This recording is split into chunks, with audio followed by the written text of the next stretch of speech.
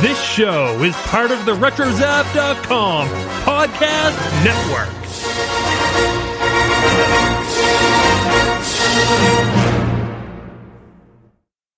And welcome everybody to episode 13 of the Animanicast. The hills are quite full of big rocks and boulders, with igneous rock sedimentary too. The hills are quite full of big rocks and boulders. Hello, nurse! Nice singing. Hey, wanna watch me pretend to throw up?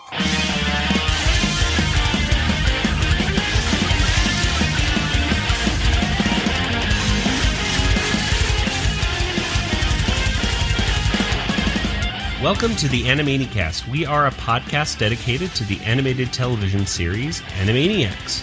Each and every week, we revisit an episode of the series, discussing all the cultural references, all the gags, and all the jokes, and all the just stuff in general. And we share our memories of first watching the episode and what we think about the episode right now. And in the end, we give each and every single episode a Watertower Rating. I am Joey, and joining me, as always, are my brother Nathan. I'm here. And across the country in Georgia is a nice lady, and her name's Kelly. Hi. And today we are talking about an episode that has, well, it's episode 13, which has Hello, Nice Warners. It has Le Behemoth, and it has the little old Slappy from Pasadena. So let me ask you guys real quick. Would you consider this episode funny haha or funny ho ho? Or funny uh-oh? Yeah, I was going to say funny uh-oh. I say funny haha. There we go. Okay, very good. So we have three good segments, I would say. Yeah. One of them stands head and shoulders above the other, of course, I would say. But find out by the end which one that is. Yeah, I think we all know. Okay, so let's go ahead and start off with our first one. No, well, before I go, let's go with the official air date. Nathan? September 29th, 1993. Very dramatic. Thank you. And of course, our variable verse once again is, here's the show's namey. Here's the show's namey. Again, we're that it's kind of boring, but Yeah, that's over half of them, I think. yeah, we're over half. It's, every time I see it, I'm like, oh, come on, Dot. But again, we are spoiled.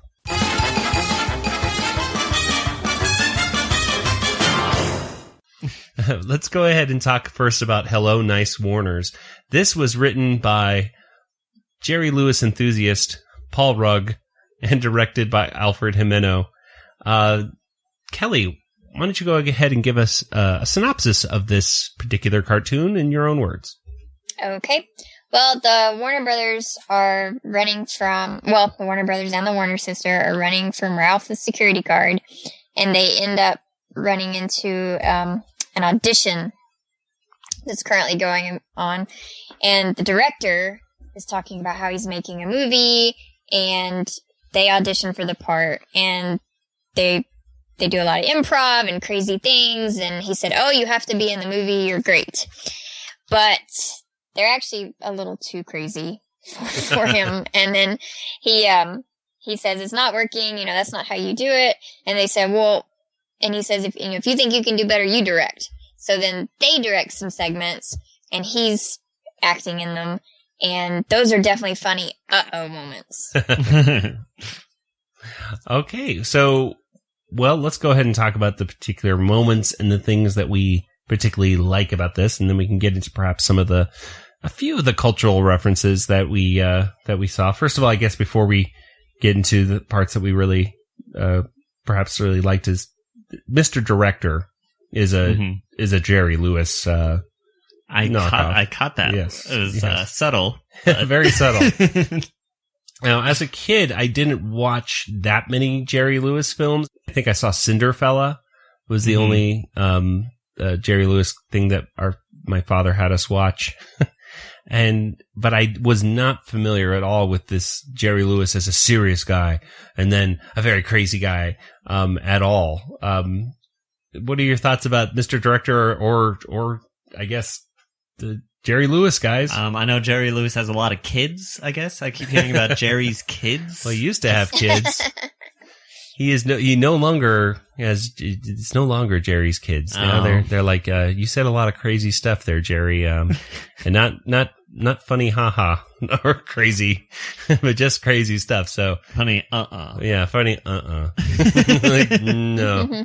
So Jerry Lewis is no longer in charge of the MDA. Yeah, every year I would actually try to stay up. One year I said, I'm going to stay up as late as Jerry Lewis does. Because the telethon was like 24 hours or something. And I would hear about these stories about like Jerry Lewis stays up all that time and he's just exhausted by the end of it trying to get money for his kids. And I said, I'm going to do that too. And I believe I was around 12 or something. I told my parents, like, I'm going to pull an all-nighter. I'm going to do like Jerry Lewis does.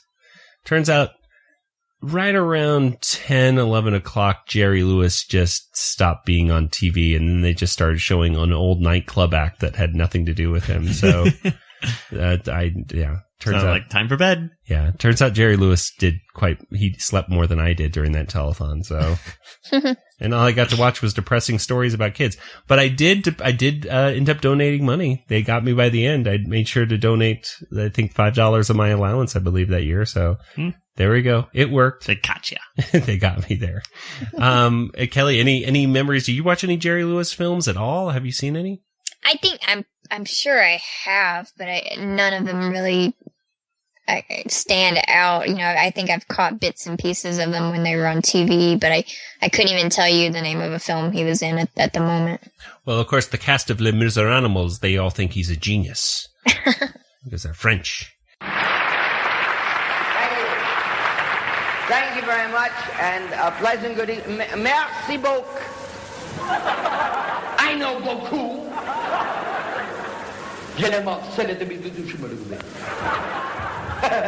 I am very happy to see you. I am glad to be in the Olympia to perform for this crowd.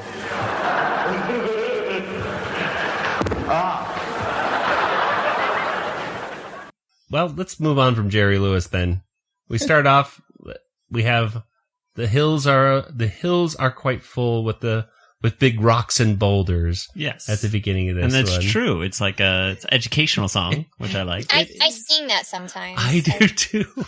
I hadn't seen this episode in years, and as soon as it started, I just smiled and I just started going, oh! And I started, the hills are quite full. And the way she says boulders. I like the way she says sedimentary too. It's such a good song. It's just fun, and it really it affected the way I see The Sound of Music now forever. Whenever it's on NBC, which I still will watch if as I'm flipping channels and I see Sound of Music, I'm going to stick to it for a little while. At least to the Lonely Goat Herd, marionettes, and I'll be like, okay, that was fun. Yeah. Saw some weird puppets. What moments stand out for you guys? Illinois Smith. Ah, Illinois Smith. Of course, the Spielbergian reference. Of course. Ellie, use your whip! I think it's a not working whip. Now, I was surprised that Kelly, we were talking before the show, and you actually, you say you can hum the theme song. Not, I know everyone knows dun dun dun dun dun dun dun dun dun dun dun dun dun. That's the classic, but the variant of because they couldn't, for legal reasons, do that. So how does the pop quiz again? How does the Illinois Smith theme go, Kelly? Okay. Dun dun dun dun dun dun dun dun dun dun dun dun dun. Oil. Okay. Wonderful. Very cool. I've seen the episode once or twice. Yes. So Illinois Smith, a very cool moment. At first, the temple that they're going into, it really had a good combination, I think, between Temple of Doom and Raiders. Obviously pulling the idol. Pulling the idol off the thing and watching out for the trap, which in this case was a mummy that was very much like a Scooby-Doo-ish kind of mummy looking. It was even someone in disguise. Yeah, there you go. It was Wacko in disguise. Hurry, Yui! The monster's coming! Monster with teeth and paws?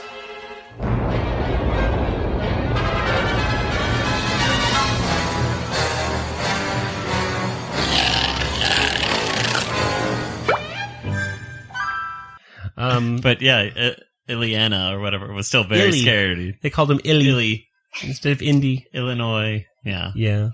And they had another movie parody in there. Instead of Old Yeller, it was or Old Yellow in the Slappy. Yeah, I was like, it's not Old Yellow. Is there two movies, or are they just in separate universes? Because this is a ripoff of Old Yellow.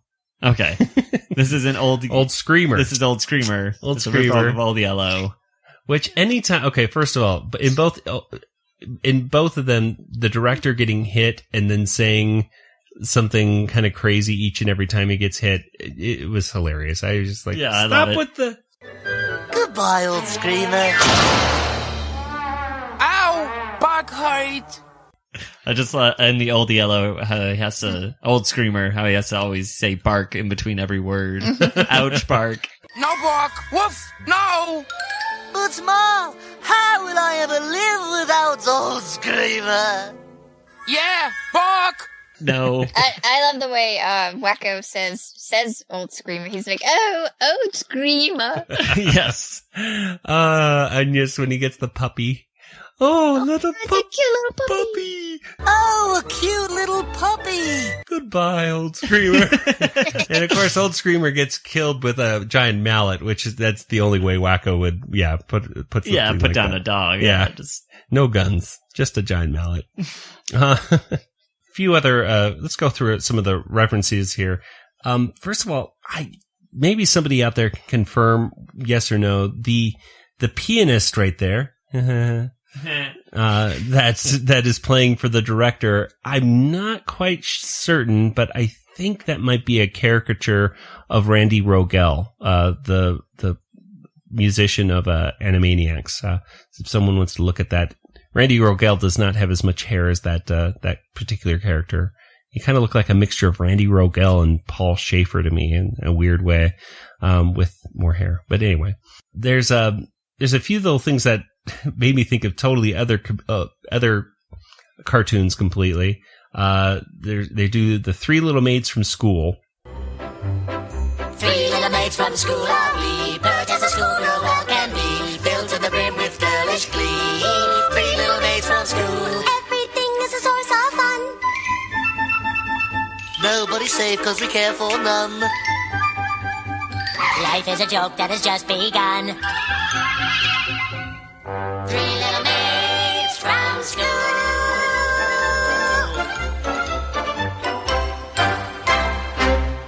Which is apparently cut out from some of the international releases of this, because of course the Warners are dressed up like Chinese girls, and that could be seen as offensive. Yeah, it could be seen as racist. Yes, exactly. So that is cut from some. To me, I automatically thought of Fantasia with the dancing mushrooms, because they're putting their heads down, they have their hands together. But I also thought of The Simpsons. Do you remember the one I'm talking about, Nathan? I believe so. When they're like driving in the car and they're... Hey, look! The FBI Light Opera Society sings the complete Gilbert and Sullivan. 3 little maids from school are we, pert as schoolgirl well can be, filled to the brim with girlish glee. 3 little girls from school, everything is a source of fun. Is that a Sideshow Bob one? I think that's the same one with, I want to say that's Cape Fear or something like that. I think, too. I think it's right before they go through the cactus patch, basically. Yes. Like, Hey kids, wanna drive through that cactus patch? Yeah! Yeah! No. Whoop, 2 against 1. Now, Kelly, did you see what I'm fairly certain is another Spielberg reference other than Indiana Jones, Illinois Smith? Oh, I'll give you a hint. It's when the director's trying to keep them from not leaving his room, and he keeps he jumps in front of the doors, and the Warners scream. No, it's not ringing a bell. They put their faces up, and they look like Jaws. They look like their mouths and everything like that. You know, I noticed their mouths. Yeah. Because I'd never seen them like that. And, other than this episode, but for some reason it did grab my attention, but I didn't make that connection. For me, that looked right away like I thought Jaws, they look like sharks to me, like that. And so I was like, okay, I wonder, I'm thinking that might be a Jaws reference. I don't exactly know why that would be a Jaws reference, but they look. You've just been talking to me too much, and now you're seeing Spielberg and everything. Maybe, but is that really that bad? I don't think so. Yeah, it's a good thing. It's a good trait to have. And I'm started watching Stranger Things, so there's Spielberg there everywhere too. Yes. Yeah. Oh my gosh, Stranger Things, an amazing show. We'll talk about that next episode, everybody. Oh wait, no, we won't. Animaniacs, Stranger Things. Yeah. When Wacko goes to the Upside Down. It's true. And they have to save him from Mr. Director. That would be a great episode. There's other little quick things. They mention Jan Murray. Where you nutty funsters going? Jan Murray's house? Yeah. And whenever I watch these, I watch it with my wife usually, and she goes, who's Jan Murray? I have no idea. Yeah, I was like, Jan Murray. Jan Murray is a comedian, I believe, here from the 1960s. Yeah, I looked him up. He didn't do anything that I had recognized at all, and I was like, okay. Jan Murray was an American stand-up comedian, actor, and game show host who originally made his name on the Borscht Belt, and later was known for his frequent television appearances over several decades. So there you go. Yeah, I guess he co-starred in Which Way to the Front with Jerry Lewis, I guess. Oh, okay. So that's the reference to Jerry Lewis. So and he's passed away, so rest in peace. We can't ask him. You can't ask him anything, I guess. Yeah, he died in 2006. So Jan Murray, there you go. There was so Dot's painting a painting of the Scream at one point, and I don't know. Yeah, why, Edward. I was thinking, okay, so that's I believe that was painted by Edward Munch. Edward Munch. Yes, get my what is he? He was German, right? German expressionism and all that. No, Norwegian. Norwegian. He was one of those. He was one of those guys from Europe, I believe. And I have Norwegian. I just good job. There you go. So yeah, so she's painting that, but she says like, haven't we met? To I guess the director. Haven't we met before? Is that because she had a pet that looked like Jerry Lewis? Maybe. I wonder, or maybe that was and desanitized. I feel like the second head, Jerry Lewis's head. Yeah, maybe that's what she was talking about. Maybe she said, "Haven't we met?" And people screamed at it. So okay, that's. I'm gonna buy that connection. I couldn't find any connection like that on the internet, but that's what I made right away. I was like, oh, there we go. That's like her pet. Yeah, I saw that connection, or did not see that connection. I saw her painting the Scream, and I saw her saying that and going, huh, I wonder what that's about. They also mention, be afraid, be very afraid. Be afraid, be very afraid. Which is from the remake of The Fly with Jeff Goldblum and Gina Davis. No, be afraid. Be very afraid. It's a very gross movie of what I've seen. Yeah, I'm like, I don't want to watch this. It's great for if you're a fan. Everyone says they're a fan of practical effects. So if you're a fan of, if you really want to see how people did stuff without CG, the Fly remake is a nice one to check out. Yeah, I mean it looks real. Like it just looked too gross. Yeah. You're familiar at all with that movie, Kelly? No, I mean I'm familiar with it. I've never watched it. Yeah, I'm not much for the gross films myself, so I kind of skip those. There's other quick little things. I mean, Stanislavski. He has a Stanislavski moment Stanislavski, of course, is like a theory of acting, which we should get Nathan's wife in here to talk to us about Stanislavski, but I don't know. But I'll find her. But yeah, so I don't remember much about Stanislavski myself, other than I took a theater class in college, and I was like, oh yeah, Stanislavski, he's an important guy. But he's there for using to get into character. There's one political reference that I saw right there in this one when they go to the shoe store scene. And I did not notice this until I saw some of the guides, and I was like, oh my gosh, that's cool. It's called Imelda's Shoes. Nathan, do you have when I say Imelda and I say shoes, does that automatically anything come to mind? No, I would think of Elmira. No? No? Okay, then nothing. And Kelly, anything for you when I say Imelda and shoes? Imelda Marcos. There you go. Imelda Marcos, the wife of Filipinian, I guess that's how you say it, dictator. Gosh, I don't remember much of her as a kid, but I do remember news stories of them going into her room. Yeah, I think they were deposed or something like that, and she just had thousands and thousands and thousands of dollars of shoes, like closets and closets full of shoes. And the horrible thing was, of course, that the people of the Philippines were all starving. Meanwhile, their first lady just had designer shoes and everything. From what I could tell, Imelda Marcos is still still had some political swing over the last few years. She's actually gotten elected to political office and everything too. So I guess some of the people in the Philippines didn't really care that much about all of her shoes. But for everyone else, it was a running gag that, for obviously even here now into 1993, with this reference of Imelda's shoes. So that's kind of cool. Well, speaking of the Imelda shoes scene, I loved it when the director shows them how he would do the scene, and then they run in circles around the customer, and they go, oh lady, nice lady. Yes. Oh lady, oh lady, oh lady, oh lady, oh lady, oh lady, Nice lady. oh lady, oh lady, oh lady. Nice lady. This is kind of what Animaniacs did for me in this particular one.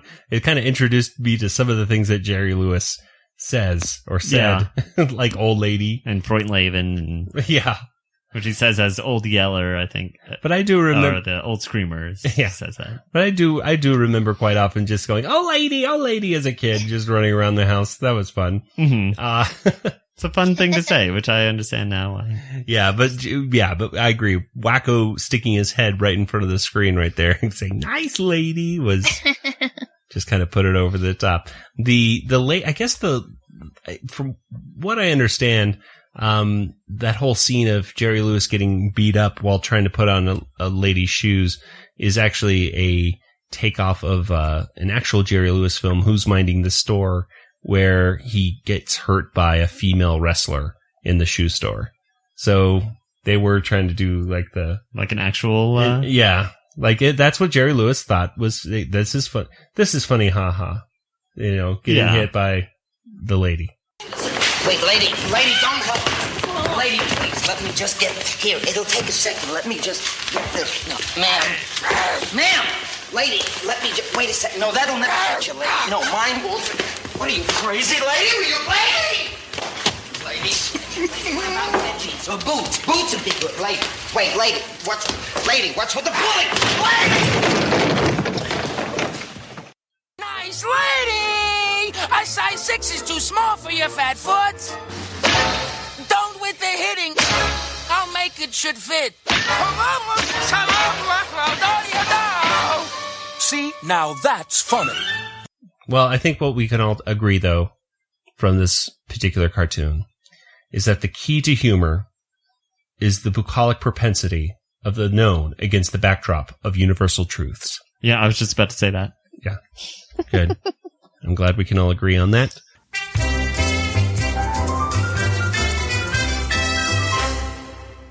Okay, well, let's move right over to segment 2, which was Le Behemoth. obviously the little parody right there of La Boheme. This was written by Nicholas Hollander and directed by Gary Hartle and Dave Marshall, and it features the Hip Hippos in their first, I guess, appearance at a real cartoon. Yeah. Nathan, what can you tell us? Yeah, an actual feature thing. Nathan, what can you tell us about the Hip Hippos' appearance here? What goes on? Well, they originally lived in Africa, and then they moved to the city. And there they are pretty lazy and not really doing anything. I guess. What's the female's name? Marita. Marita. She's actually working out. Mm-hmm. But the male Maurice. Maurice, is that it? I believe. No, it's Flavio. Duh. Flavio. Nathan's messing me up. Okay, let's start again. Okay, so Marita. So what's going on with Marita? Okay, so Marita's working out. Flavio is just hanging out on the couch, and Marita ends up falling, and they end up causing they're basically mean to the maid, and the maid quits, leaving her feather duster with Flavio for some reason. And then they say, hey, we'll just clean the house ourselves after they call the housekeeping place and no one wants to come over. It's going to take a week or something. And they end up destroying their whole house. The maid comes back and they convince her to stay. And the whole thing's done in an opera, basically. There you go. Apparently this isn't a parody of the opera Carmen, but from everything I'm used to with Carmen, it didn't sound like any of the tracks that I heard. I don't know. I only listened to Spike Jonze and the City Slickers doing Carmen, so that sounds a little different than the actual opera. But what are your thoughts about this, guys? What do you like about this, if anything? Nathan? They had music in it that was not terrible. It would kind of get stuck in my head a little bit until it didn't. But yeah, there was gags, I guess. He catches her with a finger. That was cool.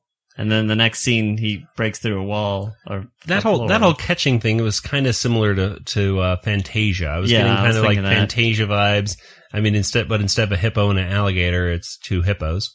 But he has an easier time catching her than the alligator. That's true. That's true. Kelly, what do you think? What are your general thoughts about this? What do you like? What do you not like? What do you think? I've never been a big fan of the hippos, but it was okay. It's it does have catchy songs, nothing super memorable, but it's easy to listen to, and it was kind of a fun, light little segment. I like the giraffe. I thought she was cool. Yes, the giraffe was the only sane one in this group. I think she should have just gotten a different job, but I guess whatever. I kind of agree. I think that Marita said it best when she sang, "This is really not so amusing." When she said that, I turned to my wife and said, "Well, that pretty much sums up this cartoon right here." It's like, it's not bad. Yeah, it wasn't I didn't bad. hate it. I just got kind of bored of it by the end. Yeah, and it's only like 5 minutes long, so it's like, yeah. Well, okay. Well, it did remind me of a classic Bugs Bunny cartoon. Do any of you know which one I'm talking about? Is it the opera Bugs Bunny? What's Opera Doc? There you go. What's Opera Doc? But they killed did that a wabbit. Yeah, killed a wabbit. That was so much better though than this one. That really was. That really was. I also thought of the Futurama opera episode. Which one was that? The devil, the hands of the devil that Fry has. with the forget what that episode's called. With that musical instrument that he has to play. Mm-hmm. I forget what it's called. Come on. Futurama trivia. No, you look that up. Okay. And the other thing I saw was the artwork. I mean, the reason I was thinking of what's Opera Doc, well, obviously they were singing, but there was a lot of weird kind of abstract. Whenever they started singing, the backgrounds changed and they were becoming like these kind of, not necessarily sets, but just like they were in these abstract art. Looked very Salvador Dali, actually. artwork going on. And actually, when Marita, no, it's not Marita ironing. It's when Flavio is cooking the food. There's this melted clock right behind him, actually. So the persistence of memory, I believe, is what that artwork is called by Salvador Dali, with all the melting clocks.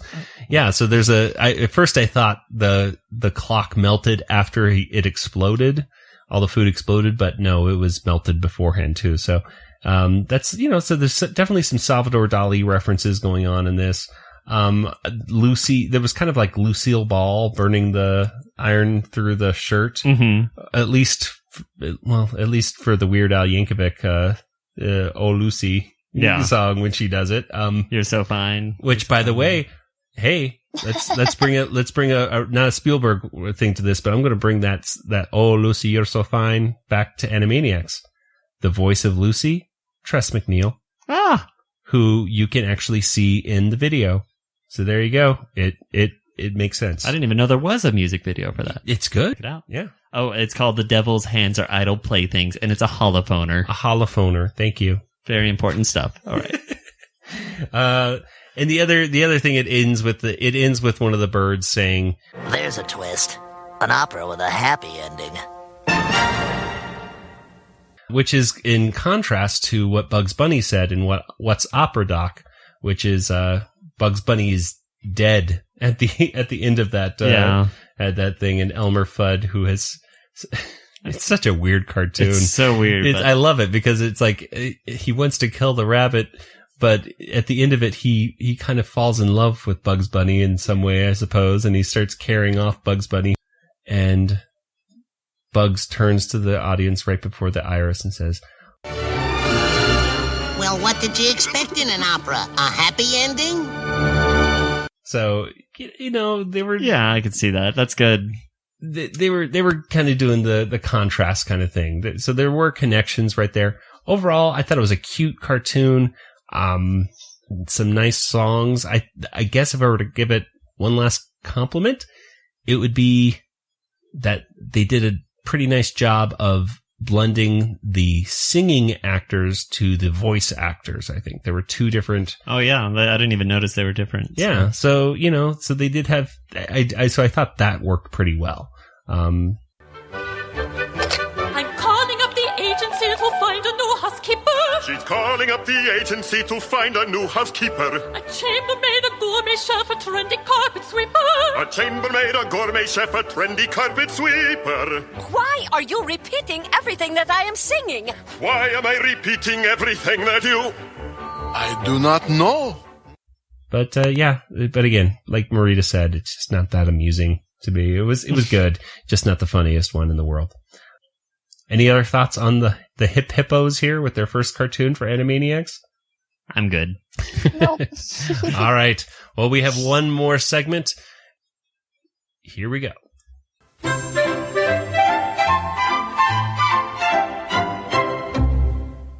The last segment is called Little Old Slappy from Pasadena. This was it was written by Tom Minton. It was directed by Michael Gerard and Dave Marshall. So basically in this, it's Slappy Squirrel is, it's a kind of a music video, for lack of a better term for it. Yeah. They're playing the same lyrics and everything to the classic song Little Old Lady from Pasadena, which is I always like that song.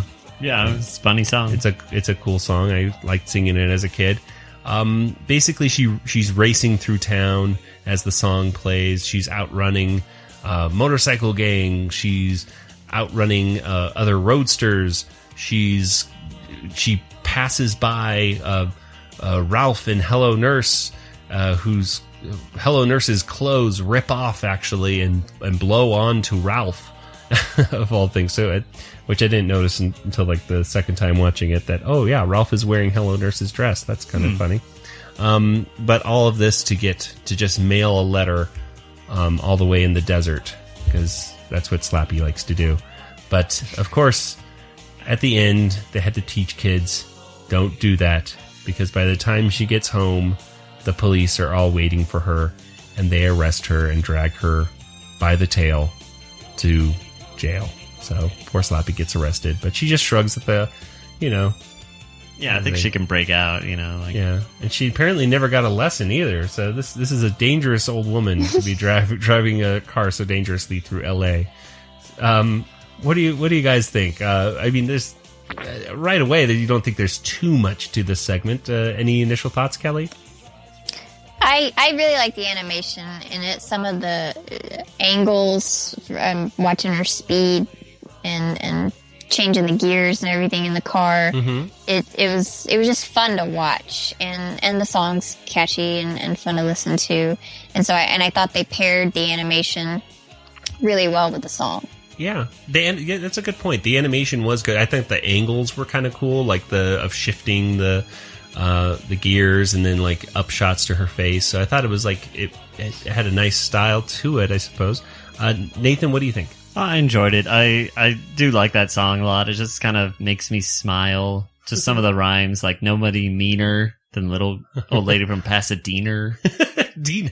Yeah, I guess it doesn't really rhyme that much at all. Well, they say Dina. Yeah, exactly. They say Dina, but that's... Mina. That's why they say. They don't say meaner. They say okay. Mina. Well, I like to sing it the other way. Meaner and Pasadena.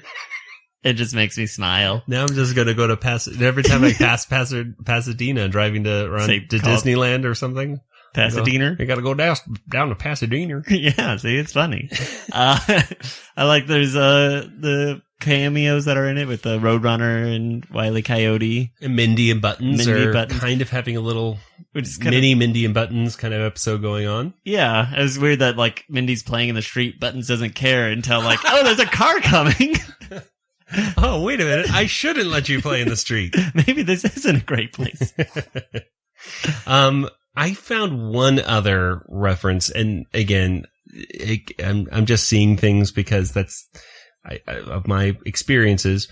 But she races a yellow car in this, and to me, even though the characters inside that yellow car look nothing like the characters in American Graffiti, the signature car in the movie American Graffiti, which deals with racing cars down the street and stuff like that, is a yellow car with the license plate THX 138, by the way.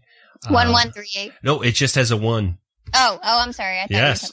No. Yeah, of course. References to THX. Well, right. Kelly, hang on one second. I got to double check my knowledge because before I go, oh, no. And then I'm totally wrong. Yeah. No. Yeah, it is just a 138. Yes. It's a California plate THX 138 in reference to THX 1138, right there. So, yeah. So that to me, it looked very similar. I mean, it has the no engine cover.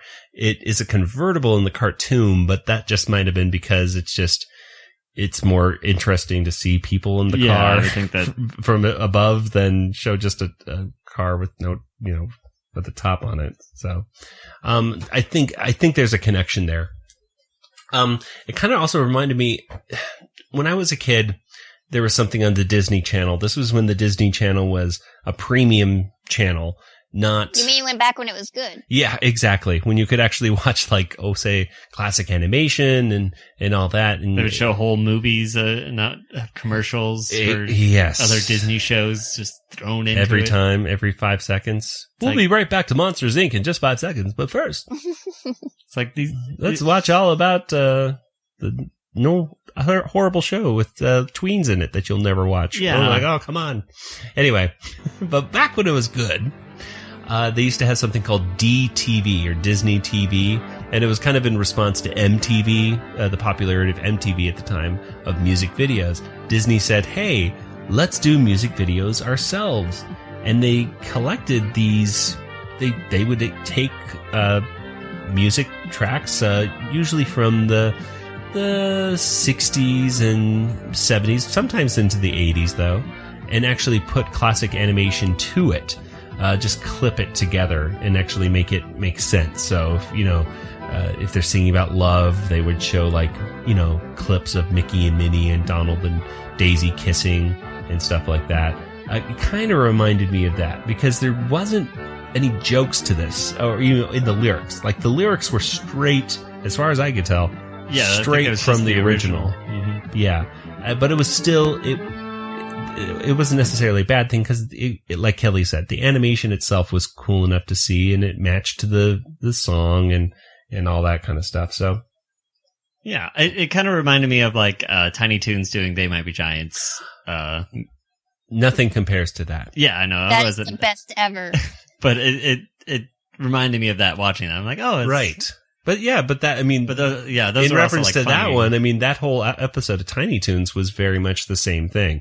Just play the song, and they had other songs, and then just They Might Be Giants, and then they had many other songs, and they all were just the standard song. They didn't make a parody of it. They just played the song and put animation to it. So again, hey, I'm not complaining. I'm just saying could have been, I guess, a little.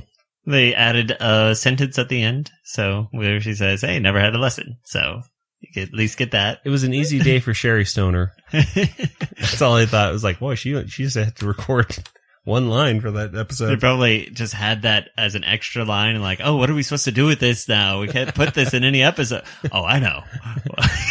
There you go. And of course, just to end on Jerry Lewis note right there, the Warners popped out of the towers and said, "Flammeal" at the end. Which, again, nonsense, Jerry Lewis. It's all good. Well, that is our episode, all in all, of those 3 segments. Let's go right into the Watertower rating. I don't think I've ever gone first, so I'm going to go first right now, okay?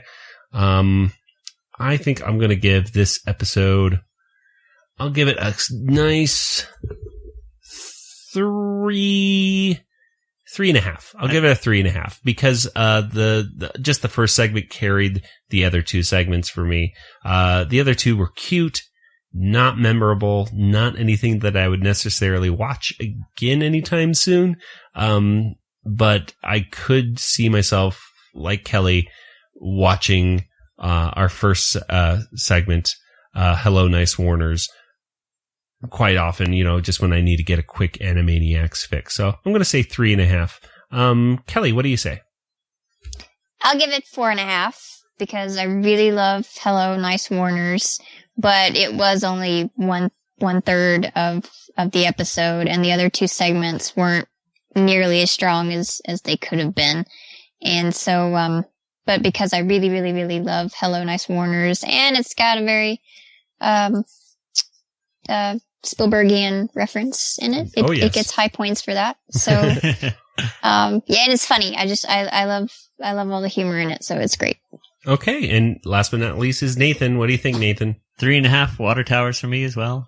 Well, as well as you, Joey. Oh, thank you. So, again, just, that first segment, just so great. And then the other 2, I mean, I wouldn't turn it off if they were on, but I would never go out and look for those other 2 segments. So, okay. Well, let's go ahead and move on to our Twitter poll results from last week. Hello there, this is Explorer Ned here. I've just rescued the announcer. Announcer, here you go. Take the device and speak into it. All right. We're here in lovely, I don't know where we are, but it's raining. And here is the question from last week. Listeners were asked, which musical parody on Animaniacs do you like the most? Hashtag Animanicast poll. What's that about? Oh, yes, well, we're putting that on all the Animaniac polls right now. So Animanicast polls. Hashtag Animanicast polls. Get it? Whatever. Well, anyway, listeners were asked which one do they like the most, and 37% said West Side Pigeons, and 63% said Les Miserables. So that's the winner. I don't agree with that at all. Well, no one asked you. Now back to the studio with your hosts. So those were our Twitter poll results. So, Kelly, what do you think? Which is better, Les Miserables or West Side Pigeons? I really like them both a lot, but I'll probably have to pick Les Miserables because I'm a bigger fan of the original musical than West Side Story, and I thought they did a really good job adapting the songs. Okay. And Nathan, what do you think? I'm going with West Side Pigeons. I think I enjoyed it more. I think I found it funnier than this, but well, I think I would have originally gone with West Side Pigeons, probably just because originally it was just a funnier cartoon in general. But I think after I spent a lot of time editing and putting together, partnering up the original versus the parody, I have a deeper respect now for Les Miserables than I did before. So my vote goes to Les Miserables as well. So there we go. So that is our poll. Now, Nathan, I'm going to let you go ahead and introduce the poll for this week. Cool. Can I also read the results of the poll for next week? No, because we don't know them. Okay. This is not like a fixed poll, everybody. Really? No, it's not. I swear. Oh, I get it. It's no, not don't wink at me. Stop winking at me. No, I got it. No, all right. No. Okay. I think people You'll can just have to wait to find out the answer. People can physically hear you like winking. Okay. So this week's poll is, other than the Animaniacs, which of these is your favorite Spielberg-produced cartoon? So we have Tiny Toons, Pinky and the Brain, or Freakazoid. So those are the three that you get to choose from. All right. So let's see which one will win, even though we already know. No, we don't. Yeah, that's going to be a hard one. I'm going to actually think about that one for a little bit because one jumps to mind right away, but I don't know. They've all had an effect on me, so that I'm going to have to definitely think about that one. So go ahead and go to the twitter.com/Animanicast to make your voice heard on which one of those is the best other, right below Animaniacs. Well, let's say it doesn't have to necessarily be below, other than Animaniacs. Who knows? Maybe you like one of these better than Animaniacs. Then it's perfectly fine. Okay. Which is No, fine. it's not. No, okay. Well, when it comes to feedback, ladies and gentlemen, you can go ahead and send it our way in a couple different ways. Twitter is one way. Facebook, we're on there as well. Twitter.com/Animanicast and Facebook.com/Animanicast. And you can also send us an email, which is animanicast@retrozap.com. And Kelly, how could people get in contact with you if they'd like to say hi? They can find me on Twitter, Yoda Princess, YODAPRNCSS, or email me, Kelly, KELLY, @BigShinyRobot.com. Okay, and Nathan, what about you? I am on Twitter as well, and I can be found at DjangoFT at Twitter.com. Very cool. And I just got 10 followers recently, so what? I'm very excited. Excellent. Yeah. Well, let's go ahead. Let's go talk about Retro Zap real quick, because, of course, we are a member of the Retro Zap Podcast Network, and there are tons of other podcasts that you can check out at retrozap.com, such as Blabba the Hutt, Techno Retro Dads, Starships, Sabers, and Scoundrels, Brews and Blasters, The Deucecast, Talking Apes TV, Brews and Blasters, which I already mentioned, but they're on there, and Skywalking Through Neverland. Brews and Blasters gets a double plug today. So Triple. They're oh my gosh, I just said them again. Okay, they got 3 plugs. So check those out. You won't be disappointed. And if you are, I'll give you your money back. I'm sorry. All right, there we go. Well, we will see you next week, ladies and gentlemen, for La La La and Cat on a Hot Steel Beam. And Nathan, I think you're going to really love this intro for next week's episode. I have a bad feeling about this. So I guess that's about it. Yeah. Well, I think, you know what, guys? That was such a great episode. Let's make this a double episode right now. Go straight into Let's just go straight into the next Okay. episode. Kelly, is that okay with you? La, la, la. Hoigle! I have to go. I gotta leave. Shouldn't. Yes, to go. I should go. Leave, I should. Bye, I go. Oh, are you sure? Going is good. Staying is bad. Bye.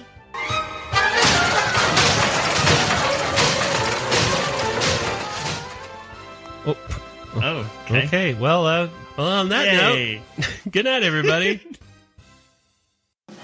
This podcast is not endorsed by Warner Brothers or Amblin Entertainment and is intended for entertainment and information purposes only. Animaniacs, the Warner Brothers logo, all names, pictures, and sounds of the Animaniacs characters or any other Animaniacs-related items are registered trademarks and or copyrights of Warner Brothers, Amblin Entertainment, or their respective trademark and copyright holders. All original content of this podcast is the intellectual property of the Animanicast unless otherwise indicated. Oh, monster! Protect me, Illy! I'm frightened! You're frightened, I have to potty!